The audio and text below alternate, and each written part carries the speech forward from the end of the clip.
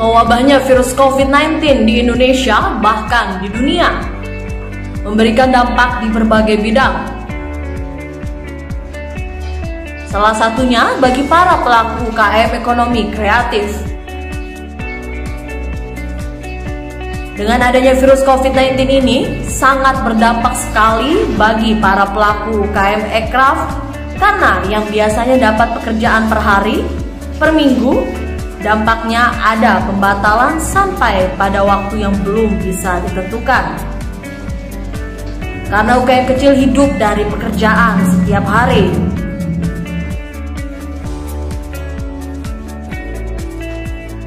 UKM kecil saat ini sangat membutuhkan sekali peranan pemerintah lebih besar untuk memperhatikan kami, yaitu dengan memberikan berupa stimulus-stimulus bantuan langsung bagi para pelaku UKM ekonomi kreatif. Karena saat ini, bantuan diberikan hanya di bidang perbankan dan perpajakan, karena itu hanya untuk membantu para pengusahanya saja. Para pelaku UKM kecil ekonomi kreatif agar lebih diperhatikan semacam program bantuan langsung dengan menjalankan kartu prakerja. Untuk bantuan ke para pelaku UKM ekonomi kreatif dari pemerintah, sampai saat ini secara materi belum ada. Bantuan hanya berupa dukungan moral saja sampai saat ini.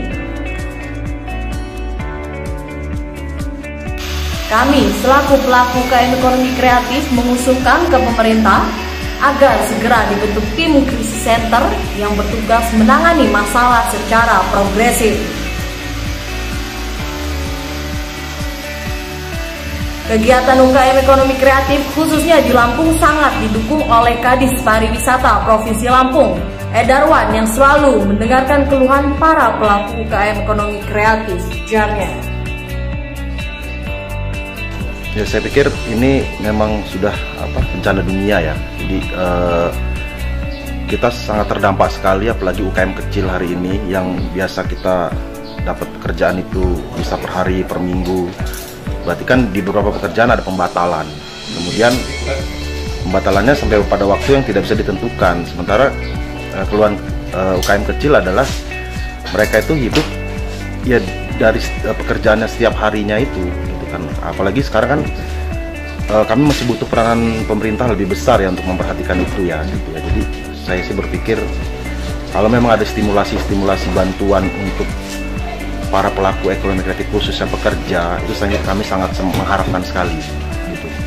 Jadi ya saya sih sudah ada beberapa skema bantuan khususnya dari Parekraf ya yang sangat memperhatikan kami sekali. Nah, yang kami harapkan itu setidaknya ada stimulus bantuan langsung gitu, nggak hanya bantuan yang hari ini itu hanya menstimulus tentang perpajakan, perbankan. Saya pikir itu hanya membela untuk pengusahanya saja.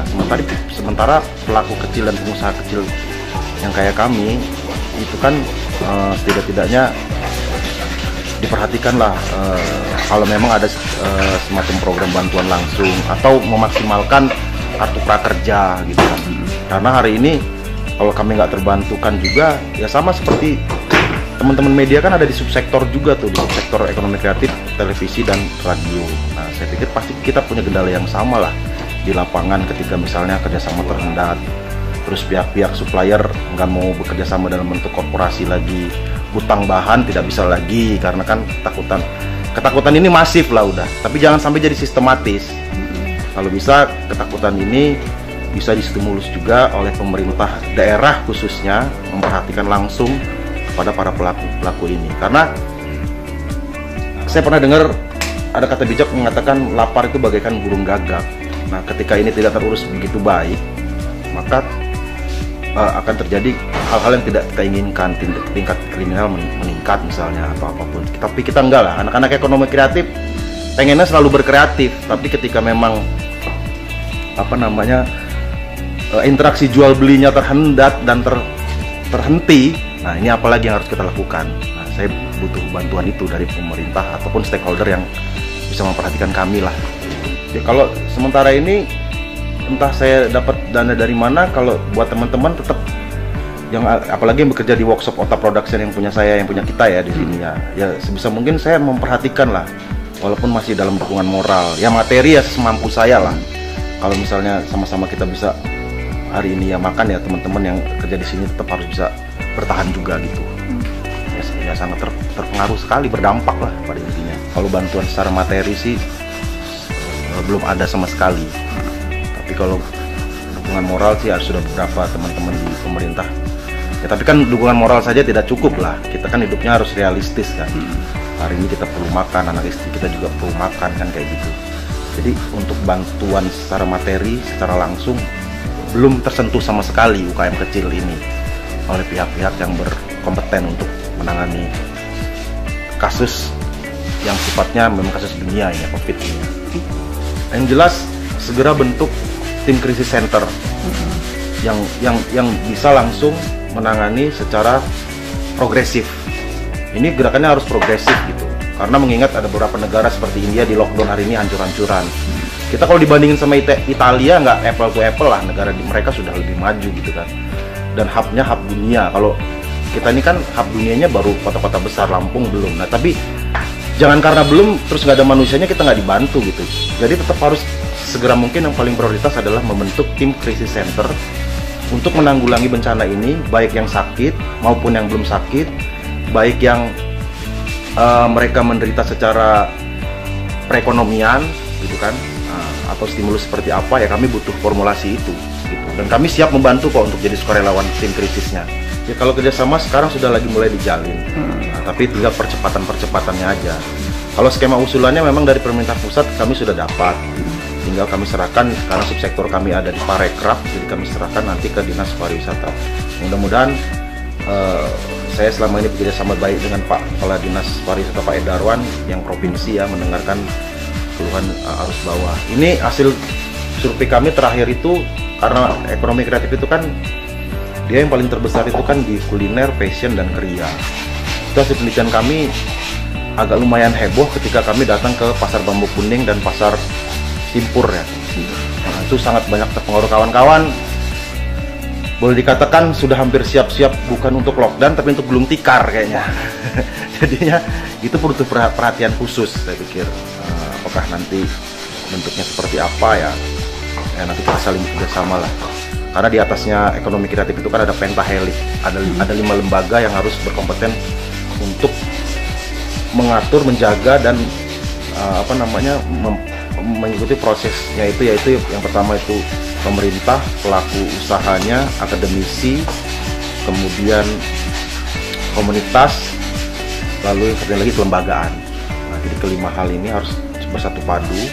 Apakah nanti dalam formulasi untuk tim krisis center itu terserah, karena di industri kreatif kan satuan kerja ke dinasnya kan banyak, bisa ke tenaga kerja, bisa ke perindustrian, bisa ke pariwisata gitu.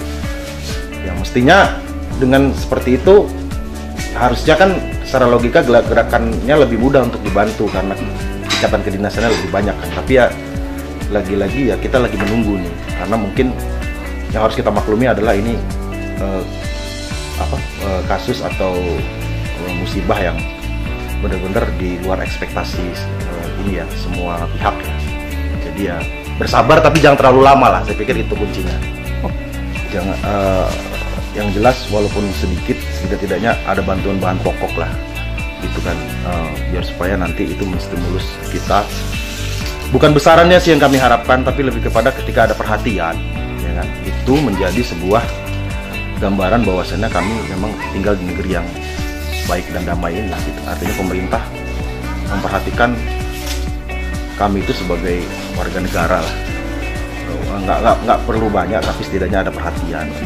Saya harapannya seperti itu. Mungkin ini harapan pelaku ekraf yang lainnya juga, saya pikir, karena kebutuhan pokok kan penting. Jangan sampai gara-gara kita nggak bisa membutuhkan terus banyak terjadi hal-hal yang tidak diinginkan. Bila perlu kita meminimalisir masalah lah hari ini. Itu tugas pokok tim krisisnya, baik secara pokok, keperluan pokok maupun secara motivasi gitu.